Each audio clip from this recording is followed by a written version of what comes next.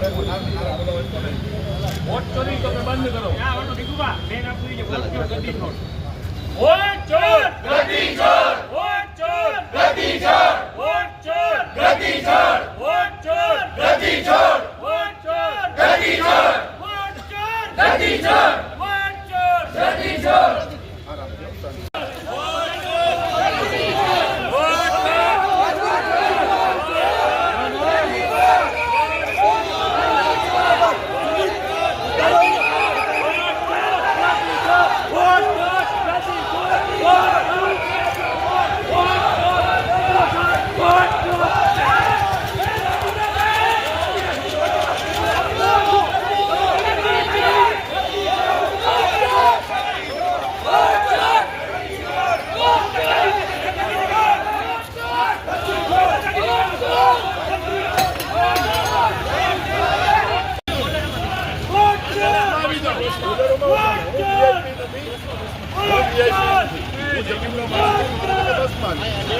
एक minute interview करने पे लाए भाई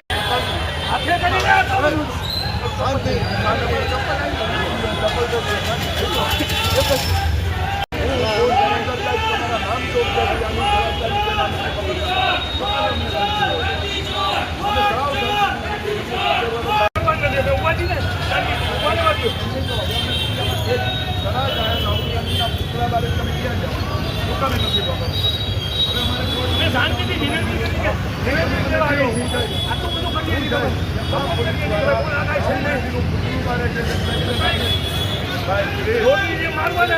अबे रवि जी अबे हाथ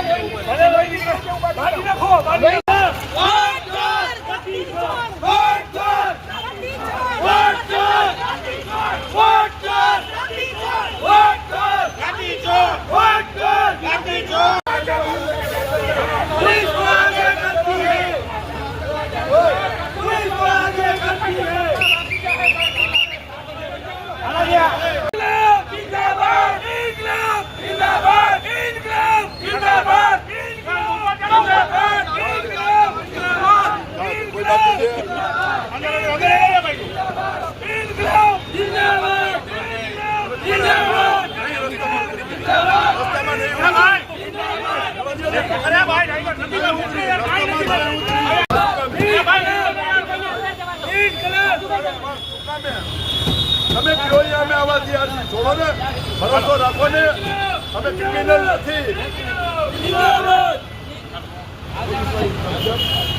जब भाजपा डरती है पुलिस को आगे करती है, जब भाजपा डरती है पुलिस को आगे करती है, जब भाजपा डरती है पुलिस को आगे करती है, जब भाजपा डरती है पुलिस को आगे करती है, जब भाजपा डरती है पुलिस को आगे करती है।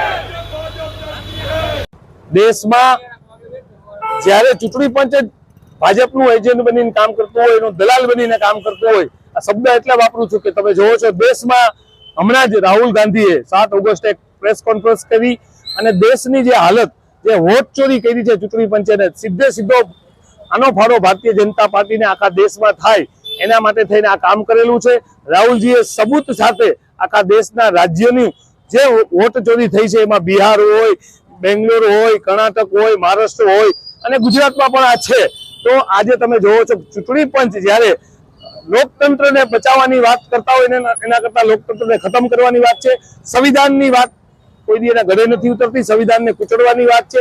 ત્યારે સંવિધાનની રક્ષા કરવી અને દેશને લોકતંત્રને બચાવવો એ કોંગ્રેસ પાર્ટીની ફરજ છે। આજે અમારા દેશના આ ભારત દેશના અને કોંગ્રેસ પાર્ટીના નેતા રાહુલજીએ સંસદથી લઈને ચૂંટણી પંચ સુધી, કોર્ટ સુધી આ લડાઈ લડતા હોય, રોડ સુધી લડાઈ લડતા હોય, ત્યારે સમગ્ર દેશમાં, ગુજરાતમાં અને જામનગરમાં એમના સમર્થનમાં અને ચૂંટણી પંચના વિરોધમાં એક મશાલ રેલીનું આયોજન કર્યું હોય।